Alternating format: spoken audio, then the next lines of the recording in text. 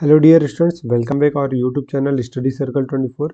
Dear students, आज के video में हम बात करने वाले हैं कि आपका क्लास 12 का हिंदी का मॉडल पेपर। ठीक है, तो बेशक हम देखेंगे कि आपके मॉडल पेपर में किस प्रकार के क्वेश्चन दिए गए हैं और आपको 2026 के लिए आपको अपने मॉडल पेपर से किस प्रकार से तैयारी करनी है और मॉडल पेपर में जिस प्रकार से क्वेश्चंस दिए गए हैं उसी प्रकार से आपको 2026 के लिए आपको प्रिपेयर करना है। ठीक है, क्योंकि आपको भी पता है बहुत सारी चीज़ें चेंजेस किए गए हैं, तो इसलिए आपको ये एक मॉडल पेपर छत्तीसगढ़ बोर्ड के द्वारा जारी किया गया है, ऑफिशियल वेबसाइट पर अपडेट कर दिया गया है इसको।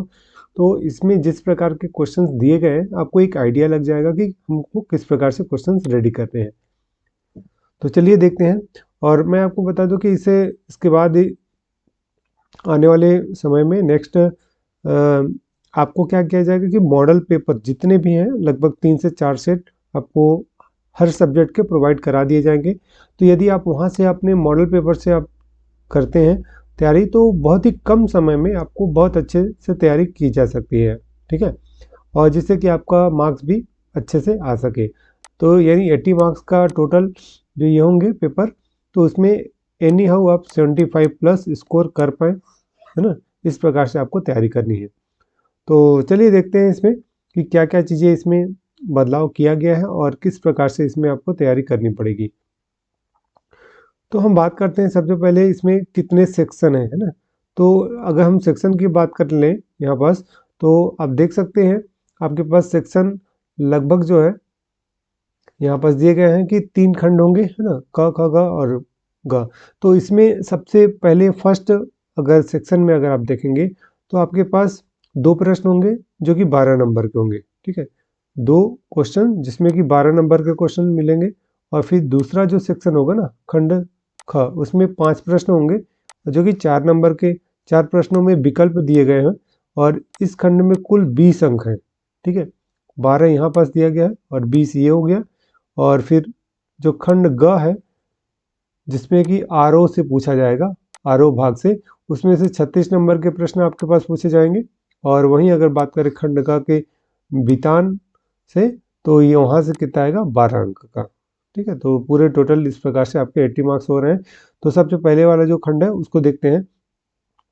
तो इसके अकॉर्डिंग अगर आप देख लें तो आपके पास जो क्वेश्चंस आ रहे हैं वो लगभग सबसे फर्स्ट में क्या क्या पूछा जाएगा वो देखिए। अधोलिखित अपठित गद्यांश को ध्यानपूर्वक पढ़कर इन पर आधारित प्रश्नों के उत्तर लिखना है। तो यानी यहाँ पास अगर आप देखें तो आपके पास क्या दिया हुआ है, अपठित गद्यांश दिया हुआ है जिसको आपको यहाँ से कंप्लीट करना होगा। ठीक है, तो अगर ये अपठित गद्यांश, आपको सबसे अच्छा तरीका यही होता है कि इसको आप 2 से 3 बार जल्दी जल्दी पढ़ लीजिए और इसके बाद जो क्वेश्चंस है उसको देखकर आप आसानी से आपको वहाँ आंसर मिल जाएगा। फिर इसी प्रकार से जो दूसरा प्रश्न मिलेगा ना, इसमें आपको अपठित गद्यांश यानी जो काव्यांश है उसको आपको वहाँ से काव्यांश दिया गया है और पढ़कर आपको उसका आंसर देना है। ठीक है, लगभग यहाँ भी आपको 4 प्रश्न मिल जाएगा। अब इसके बाद बात करते हैं हम नेक्स्ट सेकंड यानी खंड ब का। तो खंड ब में अगर आप देखें तो यहाँ पास आपके पास उसी से रिलेट करते हुए जो क्वेश्चंस मिल रहे हैं आपके पास, वो क्या मिल रहे हैं कि कविता की रचना में शब्द चयन का क्या महत्व है ना? और फिर नाटक में संवाद योजना का क्या महत्व है। राइट, ये अथवा करके प्रश्न जो दिया हुआ है इसके अकॉर्डिंग आपको बनाना है। इसे कविता के बारे में आपको उसकी रचना में शब्द चयन का क्या महत्व है उसके बारे में बताना है। और अगला प्रश्न अगर देखें तो कूड़े के ढेर है दुनिया की अगली चुनौती विषय पर एक आलेख बताना है ना। आलेख लिखना है आपको यहाँ पास। तो आलेख लिखने का जो तरीका है उसको आप जो फॉलो करेंगे तो काफ़ी अच्छा रहेगा, कम समय में आप उसको लिख सकते हैं। ठीक है, क्योंकि हिंदी में आपको लगभग समय का भी ध्यान रखना पड़ेगा, राइट, जिससे कि आपके पास बाकी चीज़ों के लिए समय बच जाए। नेक्स्ट देख लीजिए। अब इसके बाद आता है आपके पास, देखिए अब इसी में आपको एक और मिल जाएगा प्रश्न। अब ये प्रश्न जो है आपके पास कि निम्नलिखित प्रश्नों के उत्तर संक्षेप में लिखना है। एडवोकेसी पत्रकारिता किसे कहते हैं, ये 1 नंबर में दिया गया है। विशेष लेखन किसे कहते हैं, ये भी 1 नंबर का प्रश्न है। अंशकालीन पत्रकार किसे कहते हैं। यहाँ से क्वेश्चन 100% श्योर है कि आने के बहुत ज़्यादा चांसेस है, तो इसलिए आप यहाँ से क्वेश्चन अच्छे से करेंगे। फिर जनसंचार के 2 कार्य बताना है आपको, ठीक है, जो कि हाफ ऑफ मार्क्स का दिया हुआ है। और अब अगला प्रश्न है कि आपको एक पत्र लिखना है। प्रतियोगी परीक्षा हेतु पुस्तकें मंगवाने के लिए कमल प्रकाशन नई दिल्ली के प्रकाशक महोदय को एक पत्र लिखना है, ठीक है। ये 5 नंबर का आएगा। तो इसमें देखिए लिखने का जो तरीका होता है ना, उसके नंबर मिलते हैं। 1 + 3 + 1 दिया हुआ है ना, तो जो आपका फर्स्ट जो संबोधन करेंगे यानी प्रेजेंटेशन जो होता है ना, जिसको आप लिख रहे हैं, जैसे कमल प्रकाशन को लिख रहे हैं, तो यहाँ पास आपको जो संबोधन होगा उसका 1 नंबर दिया जाता है। फिर उसके बाद जो आप मैटर जिस बुक को मंगा रहे हैं उसके बारे में लिखेंगे, और फिर जो लास्ट में जो अभिवादन करेंगे यानी जो समापन करेंगे उसका लिखने का जो तरीका होता है वहाँ से 1 नंबर मिलता है। तो इसलिए जो लिखने का इसका नियम है उसको आप ज़रूर फॉलो करें। इसमें स्टेप बाय स्टेप नंबर मिलता है, ठीक है। अगर पूरा कंप्लीटली लिखेंगे तो आपको पूरे नंबर मिलेंगे, अदरवाइज उसमें से कुछ कम नंबर मिल सकते हैं।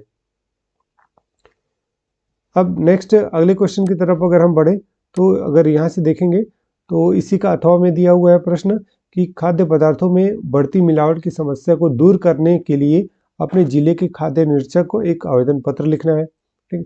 फिर उसके बाद 200 शब्दों में लगभग निबंध लिखना पड़ेगा, जिसमें टॉपिक दिया हुआ है कि प्राकृतिक आपदाएं और हमारी वैज्ञानिक प्रगति, ठीक है। और इसके अलावा भी और भी टॉपिक मिल जाएंगे आपको, जिसमें कि साइबर अपराध का आतंक, ये काफ़ी इम्पोर्टेंट टॉपिक हो जाता है ना, ठीक है।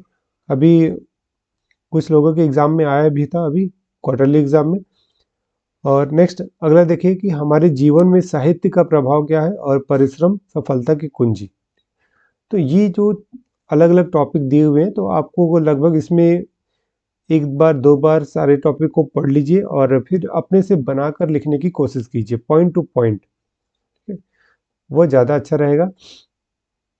नेक्स्ट खंड ग का देख लीजिए कि निम्नलिखित काव्यांश पर आधारित प्रश्नों के उत्तर लिखना है ना। तो यहाँ पर जो काव्यांश है उस पर जो आधारित प्रश्न दिए गए हैं उसको उत्तर आपको यहाँ से लिखने होंगे, जो कि 4 नंबर का दिया हुआ है।